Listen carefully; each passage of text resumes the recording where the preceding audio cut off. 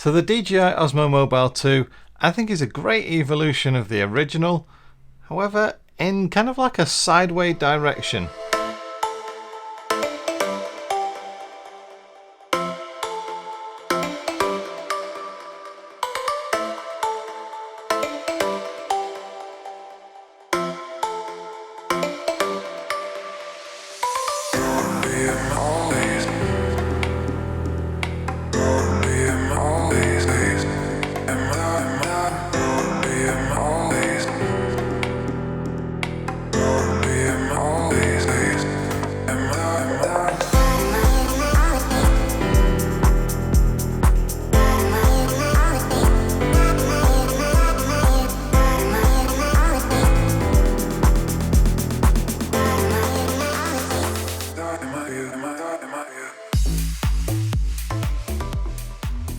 Now I reviewed a different product a couple of weeks ago called the DJI Smooth 4. This is kind of like next level in comparison to that product. The DJI Osmo Mobile 2 is exactly what you want from a smartphone gimbal. It offers stability. It works with all the phones that I tested. So the DJI Osmo Mobile 2 has been an absolute breeze to use for the last couple of weeks. I've taken it on vacation with me just to see how it coped with general kind of like daily abuse of being thrown around in a car, thrown in a backpack, and also taken all sorts of different time lapses with it, different pictures, and then just walking around videoing. It's been absolutely brilliant to use. The battery on one charge has lasted me for the entire vacation. Now it says in its bump that it's going to be around about 12 hours of use. I guess I haven't had 12 hours of use over the last week or so, but this has just been absolutely brilliant to use. It is the next level up from the old version. It's not exactly a huge leap and bound kind of upgrade. It's more of a side upgrade. For example, the way that it clasps the phone isn't really as professional as the old one, and what I find sometimes is when you clasp your phone in there, it doesn't centralize it, so you have to actually sort of squid your phone in and out to re-centralize it. However, the ability to have portrait and landscape mode, photography and videography is absolutely fantastic, especially for Instagram stories and things like that. The mode button on the front, really easy to use in follow mode or fixed mode. Absolutely no problem with that one. Same with the joystick. You know, who'd have thought it, a joystick on a smartphone gimbal? That is brilliant to use. A little bit oversensitive, if anything, on there. Be nice to just dial that down in the settings. Just go in there and you can reduce the sensitivity, just so that if you do whack it all the way to the left, it's not quickly moving over. And they've moved the zoom control to the side as well, which is okay, but I did kind of like that on the back. So you used to press the trigger on the back of the old one and use that to zoom in and zoom out. I got used to this one okay, but I kind of think I liked the old version the way it was on the back there.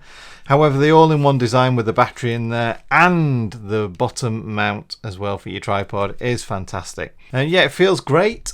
A little bit kind of more plasticky than the other one, but feels great, no problem with it, and it's certainly not heavy that you can't walk around for an hour and take pictures and that and you don't really feel it. Sitting your phone in there, so easy. Just basically clip it in, push the top over, push it in like that. And the only thing I'm having now and again is if you look at that, it's not quite centralized. So what you have to do is kind of like just squid your phone in and out a little bit just to get it centered in the back there, just to see if you can actually make it balance easier. So just make sure that you center that yourself so that it is as central as you possibly can get it, so that when you do balance it, you know, the phone balances as okay, because obviously that right now isn't balanced well.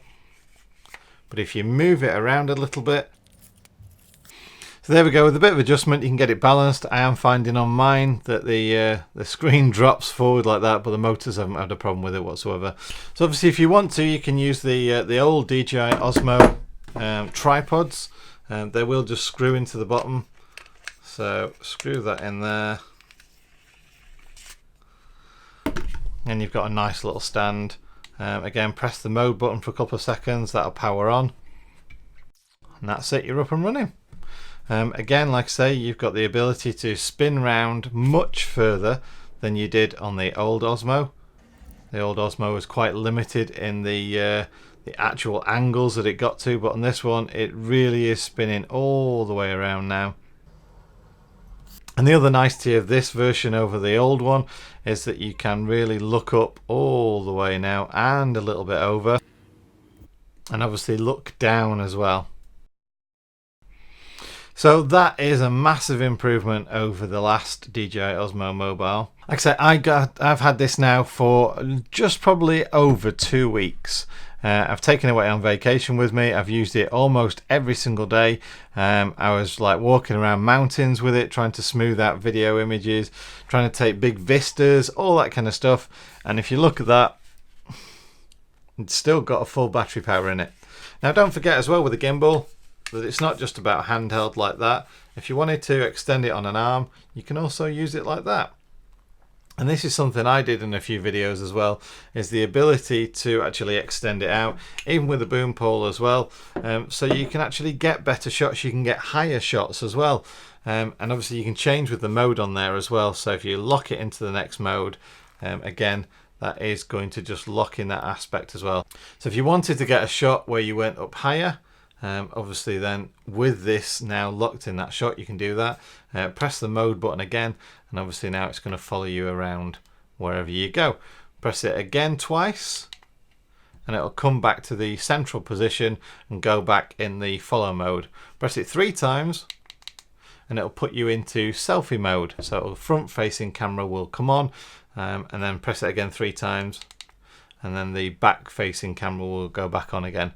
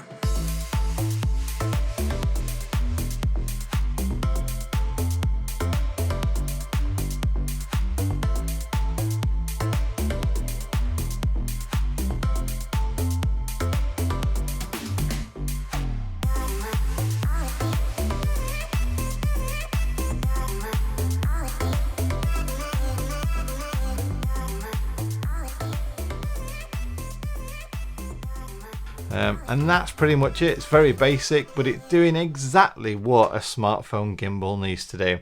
It's producing fantastic images, giving you some amazing features like slow-mo, motion time-lapse, hyperlapse, basically sort of the ability to get a massive big vista on a wide-angle image, and a really high quality one at that as well. It's not taking, you know, sort of like 12 images and then producing a 720 HD image that it's all pixelated.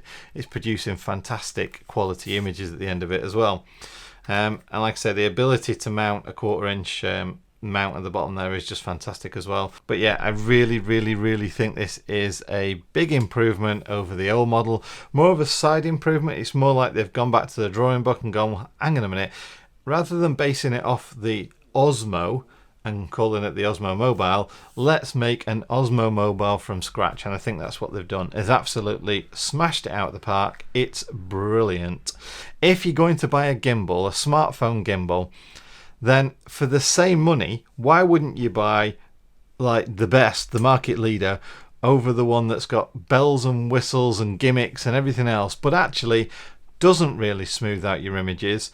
When it takes an image, they're not great quality, and also it kind of looks a bit funky and weird too. Actually, can't recommend this enough. Go buy one now. Links in the description down below. Thanks very much for watching my video today. If you've got any comments or questions about this video, please don't hesitate to ask. Catch you on the next one. Bye.